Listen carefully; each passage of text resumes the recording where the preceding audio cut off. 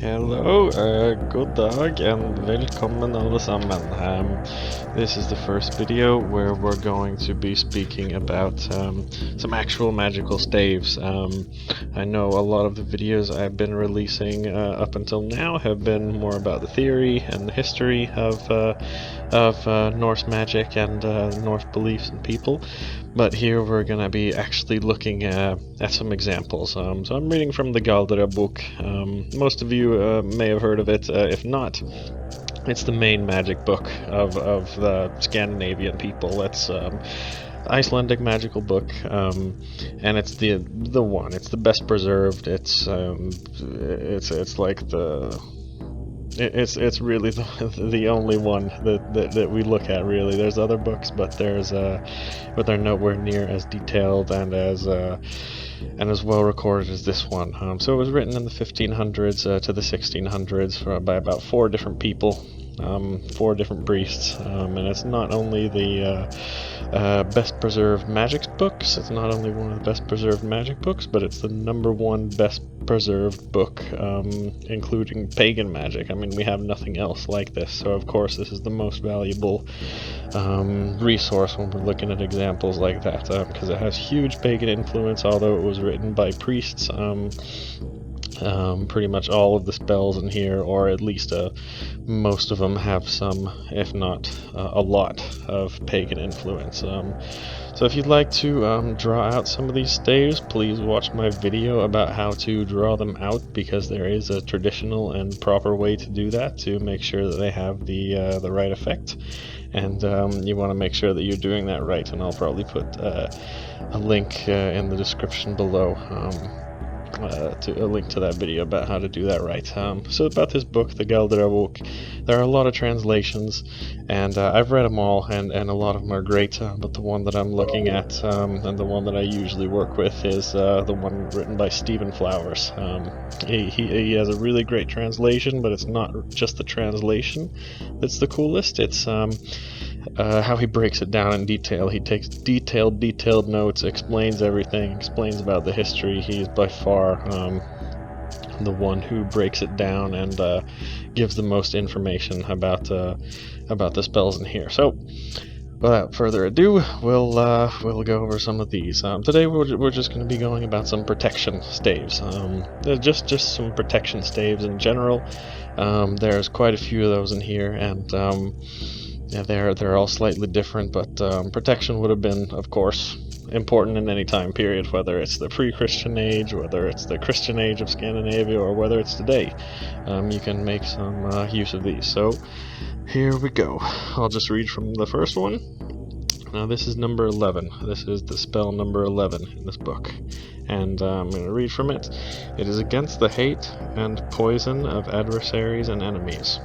So whoever carries the following sigil on his person will never be harmed by the temptations of the fiend, and no enemy of his will come forth against him with his spite, and he will not be betrayed in either food or drink, nor will he be betrayed by any false things. Okay, so this is pretty easy to sum up. It's a protection from poison, and a protection from other magic in general. Pretty basic protection stave, and you see right here, that's that word. See, that's what you're supposed to write down or draw out, and it doesn't give any specific instructions. Just do it on a piece of parchment, like I'll explain in that other video, like I spoke about earlier. So after all of the spells and magic that we go over, I want to try and determine whether it's a pagan or Christian, or pagan with Christian influence. So I like to break down everything that I read like that. Can it be pagan or can it be Christian? Because this is what we really can learn a lot from, and this is what I'm most interested in as well. So I always do an analysis. This is just my analysis. It's not anyone else. This is just my opinion from everything that I know. So this one, there's not a whole lot of pagan influence when you look at the inscription. It even has a cross on there. Only thing to note that in pre-Christian times, poison was looked at as the worst way to kill someone. They had different punishments for different types of murder. If you got into a fight with someone, you just had to pay a little debt to his family if you ended up killing him. And there was different degrees of murder, but the worst, most frowned upon was poison. If you poisoned someone, that was capital punishment. That was the worst thing you could possibly do. So maybe this became a pagan spell originally because it was a defense against poison, but this is definitely a Christian spell now, and there's not a whole lot of pagan influence other than that. So on the next one, and this is number 13, and this is against harm from an enemy. Whoever carries these staves on himself on that day, no harm can be done to him, and his enemies will have no power over him. So again, that one is pretty basic. No harm can be done to him on that day when he carries that stave, and protection from enemies. Pretty simple, pretty straightforward. So pagan, so none of these symbols are very clear examples of runes or anything pagan in these in this magical stave, so it might not be pagan. However, Stephen Flowers, the author of this translation that I'm reading from now, he notes that part of the inscription has the equation 2 times 16 equals 32, and this is the, of course, the number 16. That's how many rune staves there are in the younger Futhark, the one that was used by the Vikings from about the 700-800s and onwards. So that's about it. This one, not too much pagan influence in it, but could possibly have some pagan elements to it. Okay, on to the next one. This is number 14 in this book, spell number 14. This is against all kinds of suffering and danger. Any person, man or woman, who carries these staves on himself, no pain may harm him, and no sword, nor any of his enemies, and no worms in his drink or food. So this one is very cool. Again, it protects from harm of all kinds, from enemies and all kinds of harm, but also specifically it mentions worms in the food or drink. So is this pagan? I say yes, 100%, just because of this fact that it protects from worms. So this is a very, very Germanic thing. We have lots of evidence from different sources all across the Germanic world that they believed that sickness or disease could come from a worm or some type of parasite like that in the food or drink. They thought it was a little microscopic worm that you couldn't see, and that's what got you sick if you ate or drank that. So that's a very pre-Christian pagan thing, whereas Christians or Jews of the medieval times and earlier believed that disease like this came from a devil or a demon or something like that. So this spell definitely probably has pagan origins, and we also see some examples of runes here.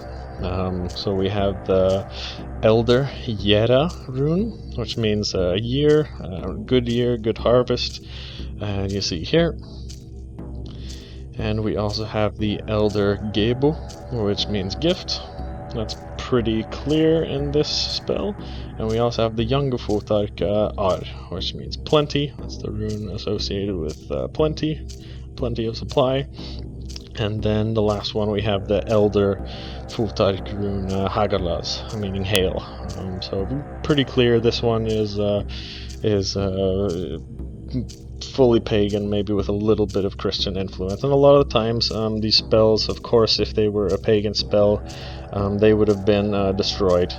They would not have been allowed to be written down, but the priests or whoever were writing these spells down, if they wanted to survive, they would add a little Christian symbolism in there. So just because there's a little Christian symbolism or Christian detail in there doesn't mean it's Christian. It could definitely have pagan origins, but yeah, this spell definitely looks 100%. sure that that's pagan origins. Okay, so the last one we'll look at today.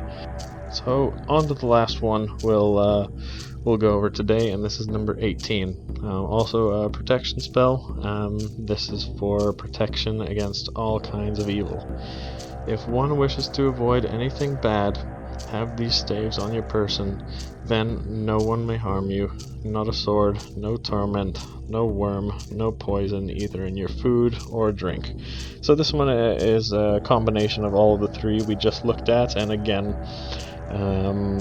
speaking about the worms, protecting against a worm in the drink, so that's definitely going to be a pagan origin in the spell, and we also see some runes in here as well. So the younger Futhark Mother appears to be in here, as you can see here, and also the younger Futhark Raid, meaning ride, is in there. Also the younger Futhark Hagal, meaning hail, and also the younger Ar, again, like we saw in the previous spell there, meaning plenty. And even this one even looks like there's an Anglo-Saxon rune in there, probably the Anglo-Saxon Hagel, which is hail in the Anglo-Saxon Futhark. A lot of people forget that the English used the Futhark till pretty late as well. They used that until, I believe, the 1100s. So they had their own alphabet, they had their own runic alphabet, and it came from the same elder Futhark that the younger Futhark did, the same runes that the Viking used. And the Anglo-Saxon Futhark actually has more runes in it, and is a lot closer to the original Elder Futhark one that you find in a lot older times. So this one again looks pretty pagan, and that's about it. These are the four main charms that deal with protection directly like that in the Galdra book, and yeah, give it a try if you like. Believe it or not, but yeah, at least it's some cool history and something to that'll teach us a little bit about the beliefs and practices of the pre-Christian religion. That's about it for today. See ya.